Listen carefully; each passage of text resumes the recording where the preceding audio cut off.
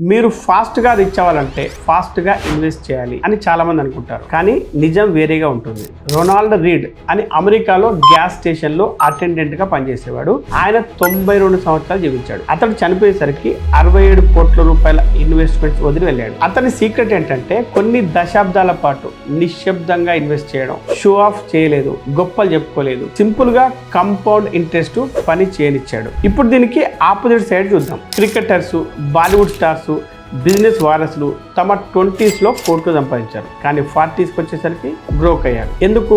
Fast money is equal to fragile money. దానికోసం struggle చేయలేదు కాబట్టి దాని వాల్యూ అర్థం కాదు. వచ్చినంత ఫాస్ట్గా పోతుంది. IPO సీజన్స్లో యంగ్ ఇన్వెస్టర్స్ 5x రిటర్న్స్ చేస్తారు. జీనియస్ అనుకుంటారు, పెద్ద రిస్కులు తీసుకుంటారు, అన్నీ పోగొట్టుకుంటారు. కంపౌండింగ్ అనేది నిశ్శబ్దంగా జరగాలంటే 3 రూల్స్ ఉన్నాయి. అందరితో కంపేర్ చేసుకోవద్దు, దశాబ్దాల గురించి ఆలోచించండి, వారం నెల రోజుల గురించి ఆలోచన కరెక్ట్ కాదు, ఫైనాన్సెస్ గురించి బయట చెప్పుకోవద్దు. కుందేలుపై తాబేలు ఎప్పుడైనా గెలుస్తుంది. ఫైనాన్స్ లో ఇది కేవలం కథ కాదు, ఇది మ్యాథమెటికల్ ఫ్యాక్ట్.